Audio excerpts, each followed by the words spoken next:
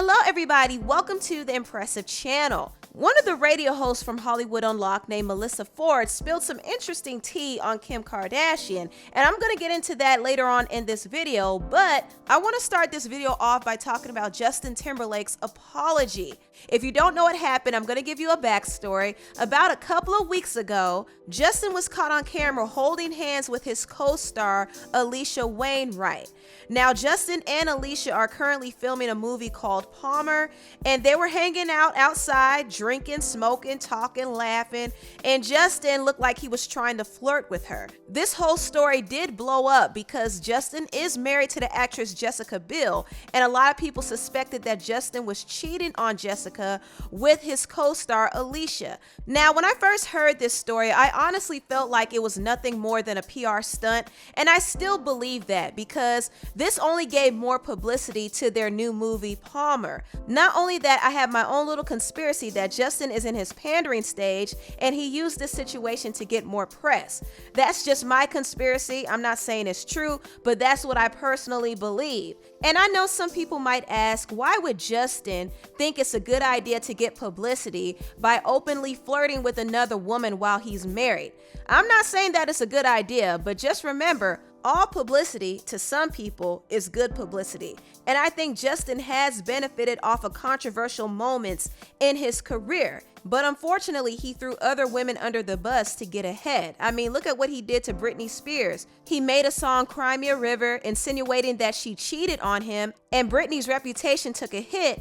Meanwhile, he flourished in his career, and not only that, he threw Janet Jackson under the bus after the whole Super Bowl incident. When this Super Bowl incident happened, Justin continued to do well in his career, but Janet was blackballed for years. So these are just a few examples of how Justin used controversial moments to get ahead in his career. But unfortunately, he used other women as collateral damage. So it's no surprise to see his co-star Alisha Wainwright being thrown under the bus over his inappropriate behavior. And I didn't like the fact that Justin waited a few weeks before saying anything about this because Alisha was getting dragged and her father even had to come forth and defend her, but Justin remained quiet. And Justin was in the wrong. He really was in the wrong. He was the one who put her hand on his lap. He was the one trying to get her to sit down next to him. He was wasted. And a part of me believes he wanted the cameras to catch him as well. That's just my personal opinion. But he did finally address this controversy and he said this: I stay away from gossip as much as I can, but for my family, I feel it is important to address recent rumors that are hurting the people I love. A few weeks ago, I displayed a strong lapse in judgment, but let me be clear. Nothing happened between me and my co-star. I drank way too much that night and I regret my behavior. I should have known better. This is not the example I want to set for my son. I apologize to my amazing wife and family for putting them through such an embarrassing situation, and I'm focused on being the best husband and father I can be. This was not that. I am incredibly proud to be working on Palmer, okay? Notice he had to plug his project. Looking forward to continuing to make this movie and excited for people to see it. It's possible he was drunk because he was drinking, but I still believe this is a publicity stunt. Apparently, his wife, Jessica Biel, has no issues with this because she did release a statement to people saying that all is well and she's sticking by her man. And this wouldn't be the first time she had to stick by her man because Justin has allegedly cheated on her in the past with actresses like Olivia Munn and Mila Kunis, but Jessica still stayed with Justin and married him, and that was her choice to do it. She saw the red flags, but she married him anyway, and now she's gonna have to keep her eyes on Justin because he seems like he doesn't mind getting a little friendly with other women. But I don't think anything is going on between Justin and Alisha. This was a PR stunt. And I could be wrong about it, but I just feel like it was a PR stunt. Anyway, I want to move on and talk about the former video model and now radio host, Melyssa Ford. Melyssa Ford has her own podcast on YouTube called I'm Here for the Food, which is a great podcast. Please check it out if you get a chance. But on this podcast, Melyssa talked about an awkward experience she had with Kim Kardashian. Some years ago, Melyssa went on a humanitarian trip to Haiti, and Kim happened to be there as well, but Kim didn't want Melyssa on the trip because Melyssa used to date her ex-boyfriend, Reggie Bush. what was interesting was Kim Kardashian and Kris Jenner were also on this trip. Oh. And this was at a time where this was right after her 72-minute day, whatever marriage to Chris Humphries had happened. Marriage-ish. And and could be a new show. And marriage-ish. And she had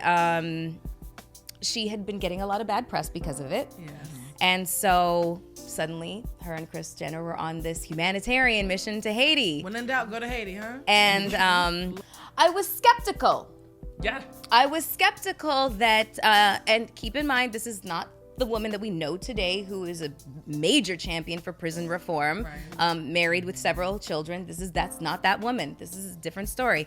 So I was skeptical that the purpose of the trip was rooted in altruism. Right. It's kind of like, why are you here?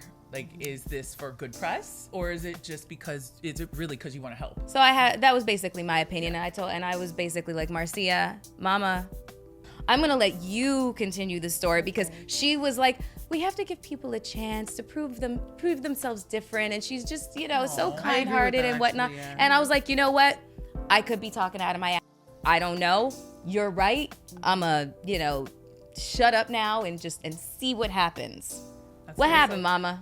I was trying to be more hopeful with Miss Kim, because I thought she was really heartbroken, and she wore boots and stuff because she admitted she had eczema. So, she was dressed a little down. But the tour de force really wasn't Kim. No, it was Kris Jenner. Oh, yeah, Kris Jenner, and she's a Scorpio. She's one of y'all. Oh, yeah. We know. And Kris Jenner rose up on me like, I have a problem. I'm thinking, like, what problem do you have? The accommodations are beautiful, the water you have is clean, and she says, well, Kim is feeling uncomfortable because something that somebody said on social media at the time, and Kim wants to go home. If my girl does not leave, and that's not happening, because Melyssa is my daughter, and we're in a mentoring relationship at the time, suturing this deep relationship. So I had to create a special itinerary just for me and Melyssa in order for her to feel comfortable and stay. And then because when you're trying to get press for a particular crisis in the world, Kim and Kris were the headlines. And I knew that being a public relations and marketing person, I could not cut that either. But it did cut my heart. And I don't know if you knew that to that certain degree. You might be finding that look on her face. But that was a choice. Because it's a fucking lie. Like, there was nothing on... No. There was nothing on social media. I didn't bother with the girl. I didn't have anything to do with her. And one thing, anybody, you can go back in all my social media. I do not talk about people. Yeah, I do not. No. I don't start beef with people. Petty. It was beyond petty. Like, you're worried about your girl. Meanwhile, there's 6 orphanages of children here, and we're designing a fantasy land for them to experience one day of joy. Yeah. And you're worried about her being uncomfortable with me? But it was an option that she could take, because I made it very clear that Melyssa's not going anywhere. Let me tell you what the real problem was. Ooh. She was upset that we dated the same guy. I knew there was a man. And listen, there had to be a man. No, but and what's ridiculous is I dumped him and they dated way later. And so I was just like, really? Is this really about him? He's nothing to write home about, okay? And we don't even need to talk about who he is, because he is now, married and whatnot. So it doesn't even matter. But I'm just like, that's really what the issue is. It's really insecurity. And I'm not worried about you. I'm here for the kids. I'm here because my mama introduced me to these fabulous people, and this is a like-minded project that we all are, invested in. You're here for some shady ass reasons. I'm not surprised that Kim Kardashian has these deep-rooted insecurities, because it's very obvious, not only in her, but in all of her sisters. They're all insecure. But it's interesting to kind of look into how deep her insecurity really is. She was threatened by Melyssa because Melyssa used to date her former boyfriend, Reggie Bush. And mind you, Kim wasn't with Reggie at this time either. But the fact that she was unnerved by Melyssa's presence just speaks volumes, and it just comes to show that a lot of these Kardashian women are actually threatened by Black women. It's okay for them to go behind their friends' back and date their ex-boyfriends, but the idea that another Black woman had their man triggers them. I just find that to be very interesting. Very interesting. But anyway, tell me what you all think about this video down below. Please like, comment, and subscribe, and share this video if you care. Thank you so much for watching, and I'll see you next time. Bye.